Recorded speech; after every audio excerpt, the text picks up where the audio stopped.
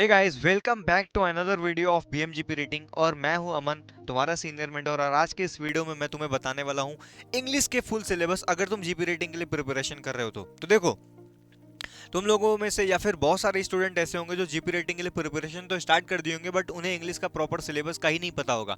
उन्हें यही नहीं पता होगा कि इंग्लिश में क्या क्या पढ़ना है, कौन कौन से ऐसे टॉपिक्स है जो इंपॉर्टेंट है जिनको कवर करना है। क्योंकि देखो, इंग्लिश तुम्हारे एंट्रेंस एग्जाम के पॉइंट ऑफ व्यू से तो इंपॉर्टेंट है ये, बट इसके अलावा इंटरव्यू के पॉइंट ऑफ व्यू से भी मोस्ट इंपॉर्टेंट है।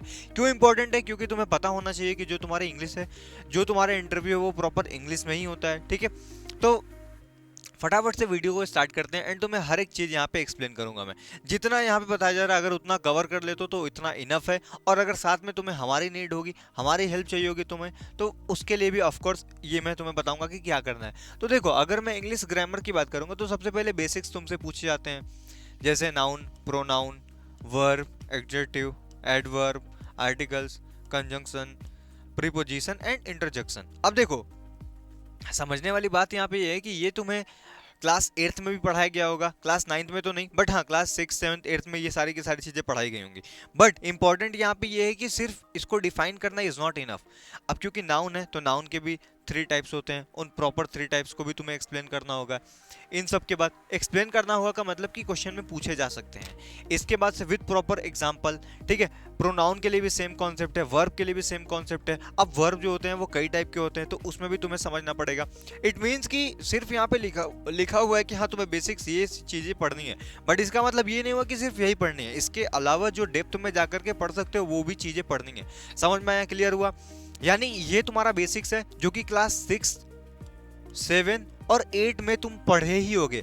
अब अगर तुमने 3 साल पढ़ा हुआ है या 3 साल नहीं पढ़े हुए, चलो मैं मानता हूँ कि 3 साल तुमने नहीं पढ़ा हुआ होगा, कवर करोगे ये 10 दिन के अंदर, तुम्हारा सारा का सारा हो जाएगा। 10 दिन मैंने बहुत ज़्यादा बोल दिया। अगर कोई बंदा चाहे तो इसको 3 to 4 डेज में भी पूरा का पूरा प्रिपरेशन कर सकता है ये। ठीक है, एंड चलो 3 डेज में इसके जो भी क्वेश्चंस वगैरह प्रैक्टिस करने के लिए, तो उसके लिए भी मैं ले लेता हूँ। ठीक है, प्रॉपर समझ में आ गया? क्लियर है? तो ये तुम्हारा सिलेबस हो गया। इसके बाद से अगर मैं बात करूँ तो सबसे इंपॉर्टेंट टेंस। एवरीबॉडी नोज कि टेंस कितना इंपॉर्टेंट है। अब देखो, मैं टेंस की बात करूंगा अगर थोड़ा, टेंस में तुम्हें पता है प्रेजेंट टेंस, पास्ट टेंस और फ्यूचर टेंस, ये तीनों चीज़ें पूछी जाती हैं। अब अगर मैं प्रेजेंट टेंस की बात करूंगा तो सबसे इंपॉर्टेंट जो प्रेजेंट टेंस है ये क्या होता है, एंड इसके 4 टाइप होते हैं, वो चारों के चारों टाइप प्रॉपर अच्छी तरीके से तुम्हें पता होना चाहिए विद प्रॉपर एग्जाम्पल। इसके बाद से पास्ट टेंस भी कितने टाइप के होते हैं? 4 टाइप के होते हैं, प्रॉपर अच्छी तरीके से पता होना चाहिए। And same for future tense too. ठीक है, क्लियर हुआ? एग्जाम्पल्स हमेशा याद रखना, एग्जाम्पल पूछे ही जाते हैं। और क्वेश्चंस इंटरव्यूज में ऐसे भी क्वेश्चन पूछे जाएंगे, तुमको एक सेंटेंस दे दिया जाएंगे और ये बोल दिया जाएगा कि तुम ये बताओ कि ये कौन से टेंस का है। ठीक है, या फिर ऐसा बोला जा सकता है, तुम्हें एक कोई भी एक सेंटेंस दिया जा चुका होगा, या फिर ऐसा सेंटेंस तुम्हें बोल दिया गया होगा और वो सेंटेंस जो होगा वो प्रेजेंट टेंस का होगा। अब तुम्हें बोल देगा कि उसको फ्यूचर टेंस में बना करके दिखाओ, या फिर फ्यूचर कॉन्टिन्यूअस में बना करके दिखाओ, परफेक्ट में बना करके दिखाओ। तो ये बनाना पड़ेगा, ऑफ कोर्स ये सब तुम्हें सीखना पड़ेगा।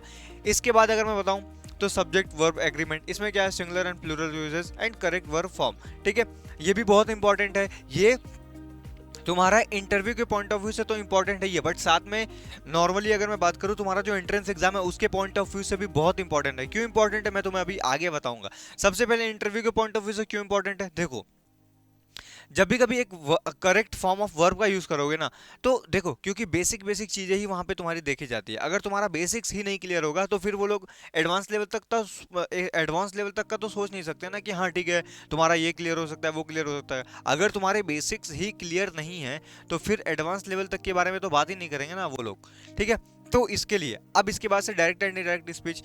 डायरेक्ट एंड इनडायरेक्ट की अगर मैं बात करूंगा तो टीएसआर, नूसी और आईएमआई, इन दोनों में बहुत ज़्यादा क्वेश्चन पूछे जाते हैं। नूसी गोवा का तुम्हें पता होगा कि जो भी एंट्रेंस एग्जाम होता है वो ऑफलाइन होता है, तो इसमें तो और भी ज़्यादा चीज़ें, थोड़ा सा डिफिकल्टी लेवल ज़्यादा होता है। समझ में आ गया? क्लियर है?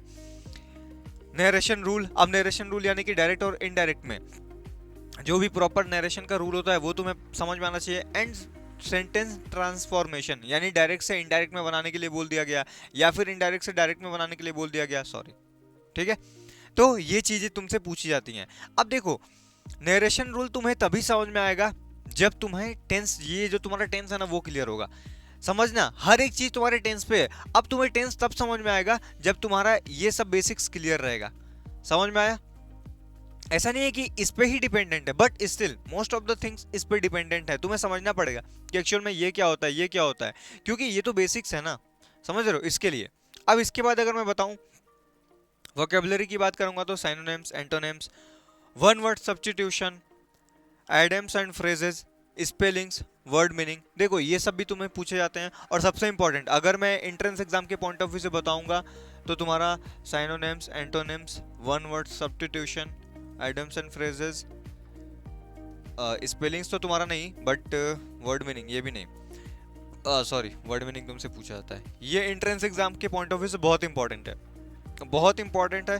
हर बार क्वेश्चन पूछे ही जाते हैं, फिर चाहे वो टीएसआर की मैं बात करूंगा या फिर न्यूसी गोवा की, हर बार क्वेश्चन पूछे ही जाते हैं। इसके बाद एरर डिटेक्शन की बात करूंगा तो एरर डिटेक्शन में देखो स्पॉटिंग ग्रामेटिकल मिस्टेक्स, ये एंट्रेंस एग्जाम के पॉइंट ऑफ व्यू से इंपॉर्टेंट है। एंड इसके बाद से सेंटेंस करेक्शन, ये भी एंट्रेंस एग्जाम के पॉइंट ऑफ व्यू से इंपॉर्टेंट है, ठीक है। रीडिंग कॉम्प्रिहेंशन की बात करूंगा तो पैसेज रीडिंग, जो कि न्यूसी गोवा के एंट्रेंस एग्जाम के पॉइंट ऑफ व्यू से बहुत इंपॉर्टेंट है। आंसरिंग क्वेश्चंस फ्रॉम पैसेजेस, ये सेम इसी में का ही है, ठीक है। अंडरस्टैंडिंग मीनिंग्स एंड कंक्लूजन्स, ये जो है ना, ये रीडिंग कॉम्प्रिहेंशन, ये तुम्हारा न्यूसी गोवा के पॉइंट ऑफ व्यू से बहुत इंपॉर्टेंट है। एंड मैं लिख करके दे रहा हूँ, अगर न्यूसी गोवा में जा रहे हो ना तो इस पे बहुत ज़्यादा फोकस करना, सबसे ज़्यादा फोकस इस पे करना। इसके अलावा लेटर राइटिंग पे फोकस करना, ये दो ऐसा कॉन्सेप्ट है जिस पे फोकस करना ही पड़ेगा, ठीक है। अब आते हैं नेक्स्ट सेंटेंस फॉर्मेशन पे, rearranging words, completing sentence, fill in the blanks, ये सबसे इंपॉर्टेंट है, ये भी एक इंपॉर्टेंट पार्ट है। इंपॉर्टेंट तो देखो जो भी तुम्हें यहाँ पे बताया जा रहा है वो सारा का सारा ही इंपॉर्टेंट है। जीपी रेटिंग कर रहे हो और अपना मर्चेंट नेवी का सपना पूरा करना है, डिस्क्रिप्शन में एक फॉर्म दिया हुआ है, उसको फिल करो ताकि हम तुम्हें रीच आउट कर सके और तुम्हारे सारे डाउट्स क्लियर कर सके। अब इसमें कौन एंट्रेंस एग्जाम के लिए इंपॉर्टेंट है या फिर कौन इंटरव्यू के लिए इंपॉर्टेंट है, वो मैं तुम्हें अलग से ऐसा डिफरेंशिएट करके बता दे रहा हूँ, ठीक है। राइटिंग की अगर मैं बात करूंगा राइटिंग सेक्शन के लिए तो लेटर राइटिंग, जो कि न्यूसी गोवा के एंट्रेंस एग्जाम के पॉइंट ऑफ व्यू से बहुत इंपॉर्टेंट है। Paragraph writing same, essay writing same, and message normally, ठीक है। इसके बाद से कम्युनिकेशन स्किल की मैं बात करूंगा तो बेसिक स्पोकन इंग्लिश की कम्युनिकेशन स्किल होनी चाहिए। इसके बाद से डेली कन्वर्जन्स होने चाहिए। इसके बाद अगर मैं बताऊं तो इंटरव्यू के लिए कम्युनिकेशन स्किल मोस्ट इंपॉर्टेंट, सबसे ज़्यादा इंपॉर्टेंट है।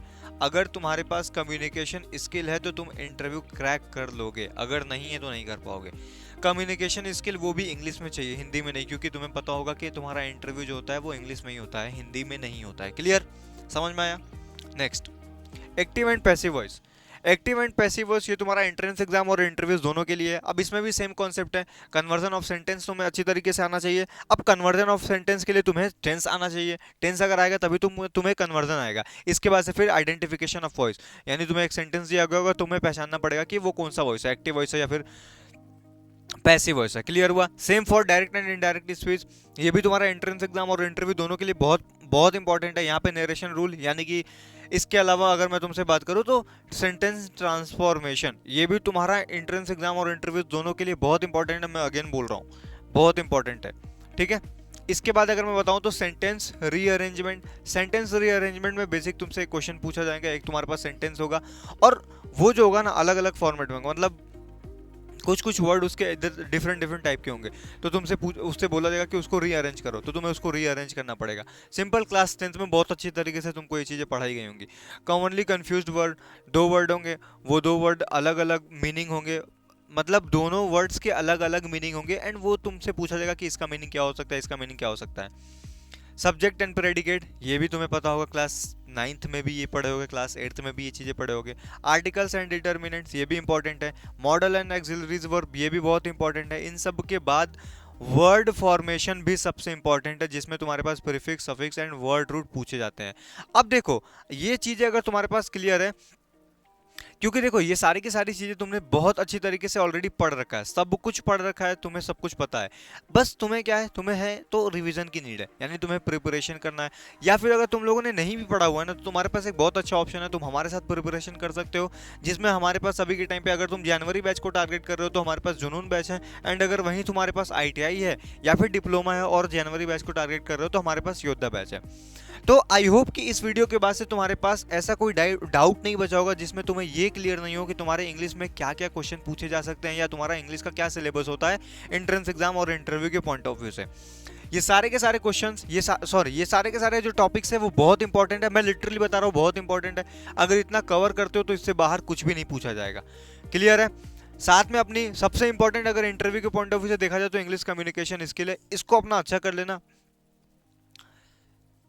35% ऑफ द जो तुम्हारा प्रेजेंस है वो वहीं पे डन हो जाएगा। ठीक है, अब ये सब मैं ऐसा क्यों बोल रहा हूँ कि तुम हमारे साथ प्रिपरेशन कर सकते हो। देखो, क्योंकि कंपटीशन बढ़ रहा है। अगर तुम ये सोच रहे हो कि मैं इस बार नहीं जाऊंगा तो नेक्स्ट बार चला जाऊंगा, तो तुम्हारे चांसेस जो है ना सिलेक्शन के, वो बहुत कम हो जाएंगे। क्यों कम हो जाएंगे? क्योंकि ऑफकोर्स ये देखो ना, कंपटीशन जितना ज्यादा बढ़ेगा उतना सिलेक्शन के चांसेस कम होंगे। क्लियर है? तो अगर तुम्हारे पास इस बैच में यानी 2027 जनवरी 2027 बैच में चांसेस ज्यादा हैं, तो जुलाई 2026 में चांसेस तो कम होंगे ना। इसके लिए ट्राई करो कि इस बार किसी भी तरीके से सिलेक्शन लेना है। इसमें ऑफ कोर्स हमारे जो बैचेस हैं अभी के टाइम पे वो तुम्हें प्रॉपर हेल्प करने वाले हैं। अगर तुम्हें बैच के बारे में रीच आउट करना है या तुम्हें और भी कुछ चीजें हैं जो डाउट है तुम्हारे, जिनको तुम्हें जानना है, तो या तो तुम इस नंबर पे कांटेक्ट कर सकते हो या फिर नीचे जो गूगल फॉर्म दिया हुआ है वो फॉर्म फिल कर सकते हो। आई होप ये वीडियो तुम्हें पसंद आया होगा। अगर ये वीडियो तुम्हें पसंद आया तो वीडियो को लाइक करना और हाँ, चैनल को भी सब्सक्राइब कर लेना। Thank you so much guys.